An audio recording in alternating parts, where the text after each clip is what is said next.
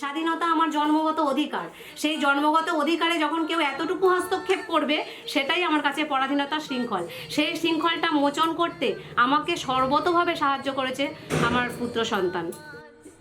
তাহলে সেটা একটি পুরুষ নয়, একাধিক পুরুষ।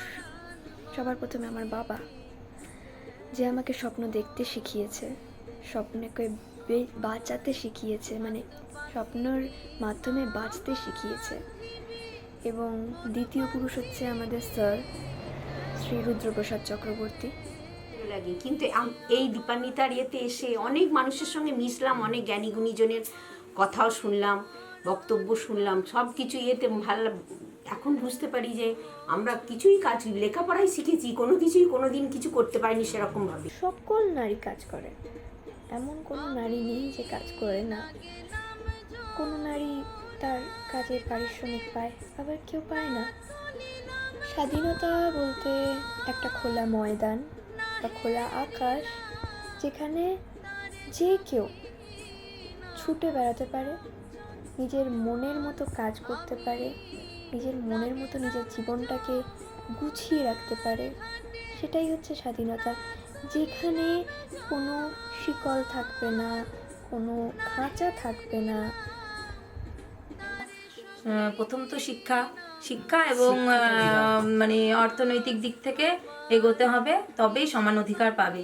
শুধু অধিকার করে চেঁচালেই হবে না। হ্যাঁ, তাকে প্রথমত শিক্ষা দীক্ষার দিক থেকেও এগিয়ে যেতে হবে। একটা ডিগ্রি অর্জন তো অবশ্যই করতে হবে। পুঁথিগত শিক্ষাও আছে এবং সামাজিক শিক্ষাও আছে, তার সাথে অর্থ উপার্জন করতেই হবে। এটা প্রথম। মানে নারীদের শিক্ষাটা খুব জরুরি। যতদিন অর্থনৈতিকভাবে সে উন্নত না হবে, ততদিন কখনোই সে স্বাধীনতা পেতে পারে না, আমার মনে হয় সেটা।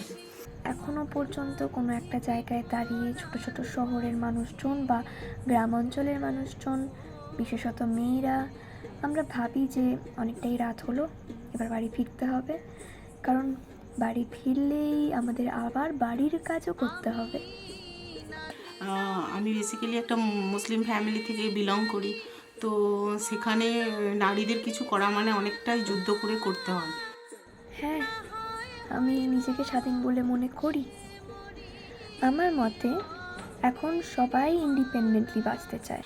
আমি একটা মুসলিম মেয়ে হয়ে আমার মেয়েদের আমি এখন জুডো, ক্যারাটে শেখাই, ওরা ছোটো থেকেই শেখে, এখন একটা বেল্টের পর ব্ল্যাক বেল্ট হবে। তো আমি এটা বলতে চাই যে কে স্বাধীনতা দিল আর কে দেবে সেটার উপর ফোকাস না করে নিজেরা মেয়েরা লড়াই করে এগিয়ে যায় কি করে সেদিকে ফোকাস করতে হবে। আমি আমার লাইফটা পুরোটাই আমি নিজের উপরে বেস করে নিজে লড়াই করে এগিয়ে এসেছি। তো আমি আমার আপকামিং জেনারেশন যেটা নারীরা, তাদের জন্য বলবো তারাও যেন লড়াই করে নিজে থেকে প্রতিষ্ঠিত করে। আর কোনো মেয়ে যদি প্রতিষ্ঠিত না হয়, সে কখনো কারোর সঙ্গে লড়াই করতে পারবে না।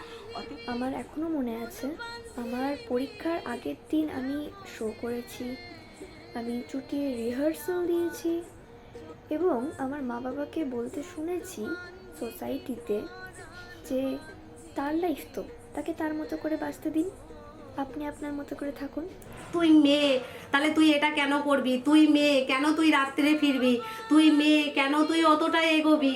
ঠিক যেন বেঁধে দেওয়া আছে আমাকে, ঠিক কতটুকু পাটা ফেলতে হবে সেটা যেন আমার জন্য অন্য কেউ, অদৃশ্য কেউ হলেও নিয়ন্ত্রণ করবে, শুধুমাত্র আমি এই লিঙ্গ ভিত্তিতে, শুধুমাত্র আমি মেয়ে বলে।